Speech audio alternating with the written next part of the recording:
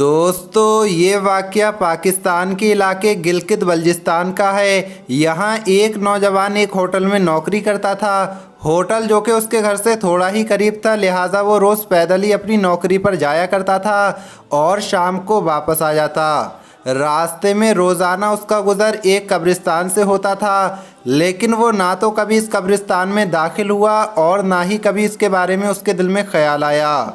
लेकिन एक दिन जब वो अपनी नौकरी से फारिग होकर अपने घर वापस आ रहा था तो उसे एक आवाज़ सुनाई दी। उस वक्त वो नौजवान कब्रिस्तान के बाहर से गुज़र रहा था। ये आवाज़ साफ नहीं आ रही थी, लिहाजा उसने फ़ैसला किया कि कब्रिस्तान में जाकर देखा जाए आखिर क्या मामला है, ये आवाज़ किसकी आ रही है और इस कब्रिस्तान यानी खामोश शहर में कौन इतनी तेज़ तेज़ आवाज़ में बोल रहा है।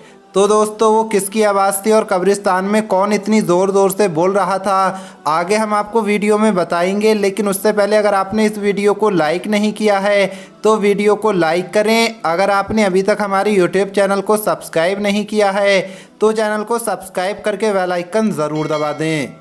तो चलिए वीडियो शुरू करते हैं। प्यारे दोस्तों, जैसे ही वो नौजवान कब्रिस्तान में दाखिल हुआ तो आवाज़ तेज़ होने लगी। ये दरअसल एक औरत की आवाज़ थी। उस नौजवान को मालूम होता है कि औरत बेबस है और मदद की मांग कर रही है। औरत की आवाज़ कुछ साफ़ होती है तो वो सुनता है कि वो औरत पुकार रही है, मेरी मदद करो, मेरी मदद करो और मुझे यहाँ से निकाल लो।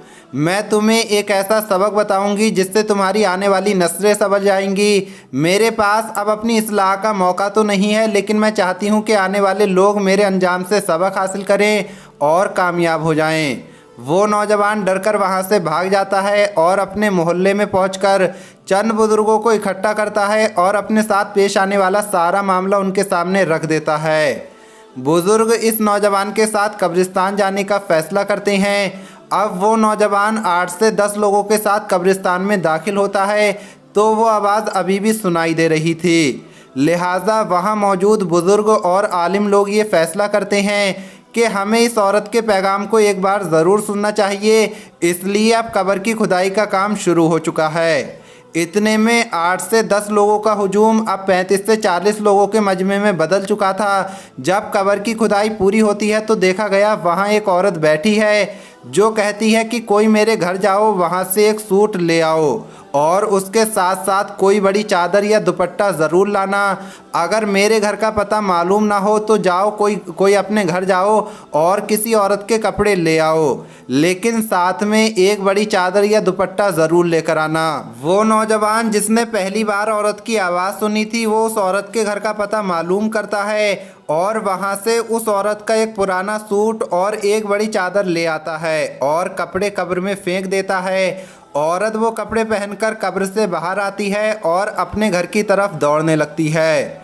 उधर वो लोग भी उस औरत के पीछे पीछे दौड़ने लगते हैं। औरत बार बार कहे जा रही है कि तुम सब मेरे पीछे आते रहो। औरत अपने घर में दाखिल होकर कमरे की तरफ लपकती है और कमरे को अंदर से बंद कर लेती है। उधर लोगों की तादाद भी बढ़ने लगती है और सब लोग उसके घर के बाहर जमा हो जाते हैं। फिर औरत उन लोगों को घर के अंदर आने की इजाज़त देती है और कहती है कि अंदर आ जाओ, आज मैं तुम सब लोगों को एक ऐसा सबक दूंगी जिससे तुम्हारी आने वाली नस्लें महफूज हो जाएंगी। कब्र से बाहर आना और ये पैगाम तुम लोगों तक पहुंचाना ही शायद मेरी बख्शिश का ज़रिया बन जाए। प्यारे दोस्तों, औरत ने जब अपनी चादर उतारी तो वहाँ मौजूद लोगों की तबीयत अचानक ख़राब होने लगती है और उन पर कपकपी तारी हो जाती है, क्योंकि वो एक ऐसा मंजर देखते हैं जो उन्होंने इससे पहले कभी नहीं देखा था। उस औरत के सर पर एक भी बाल मौजूद नहीं था। बाल तो बहुत दूर की बात है, यहाँ तक कि उसके सर की चमड़ी यानी खाल भी मौजूद नहीं थी। उस नौजवान ने सवाल किया, तुम्हारे बालों के साथ क्या हुआ है? औरत ने जवाब दिया, जब मैं ज़िंदा थी और अपने घर से बाहर निकलती थी तो अपने बालों को नंगा रखती थी, उनको चमकीला बनाती थी ताकि ज़्यादा से ज़्यादा आदमी मेरे बालों की तारीफ़ करें और मेरी खूबसूरती की तरफ मुतवज्जे हों। उस नौजवान ने फिर सवाल किया कि तुम्हारे होंठ कहाँ गए? उस औरत ने जवाब दिया, मैं अपने होठों पर कुछ इस अंदाज में लिपस्टिक लगाया करती थी कि मर्द मेरे होठों की तारीफ़ करें और मेरी खूबसूरती पर रश्क करें और ये ख्वाहिश करें कि काश मैं उनकी बीवी होती। उस वक्त तमाम लोग बुरी तरह से डर चुके थे क्योंकि ये तमाम मंजर बहुत ही ज़्यादा ख़तरनाक और खौफज़दा थे। सिर्फ पहली बार आवाज़ सुनने वाला नौजवान ही हिम्मत और हौसले के साथ इस औरत से बातें कर रहा था। वो नौजवान गौर करता है कि इस औरत के पैरों की उंगलियों पर खाल और नाखून मौजूद नहीं हैं, जबकि उसके पाँव मुकम्मल तौर पर सड़ गल चुके हैं। वो नौजवान सवाल करता है, तुम्हारे पैरों के साथ क्या हुआ है? औरत ने बड़ी तकलीफ़ से बताया, जब मैं जवान थी तो गैर मर्दों की जानिब बढ़ते हुए मुझे कभी डर नहीं लगता था। मैं इन्हीं पैरों से भाग भाग कर गैर मर्दों से मिलती थी, उनसे नाजायज़ ताल्लुक़ बनाती थी। आज मैं तुम्हें ये पैगाम देने आई हूँ कि अपने ख़ानदान और घर की औरतों, माँ बहनों, बेटियों को ये तालीम दे दो कि वो गैर मर्दों से अपने जिस्म की नुमाइश ना करें। बाल, होंठ, हाथ, पैर और तमाम जिस्म की नुमाइश ने मुझे इस हाल में मुब्तला कर रखा है। उस औरत ने कहा कि अपनी औरतों को पर्दे का आदी बनाओ। बस यही कहना था, वो औरत ज़मीन पर ढेर हो गई, यानी फिर से मर गई। लोगों ने उसे वहाँ से उठाया और वापस कब्र में डालकर मिट्टी डाल दी। प्यारे दोस्तों, इस वीडियो में औरतों के लिए अहम पैगाम है कि वो पर्दे में रहें, लेकिन मर्द हज़रात को भी चाहिए कि वो अपनी नज़रें झुकाकर चलें। इस्लाम में औरतों के लिए पर्दे का हुक्म है, तो मर्दों को भी हुक्म दिया गया है कि वो अपनी नज़रें झुकाकर चलें।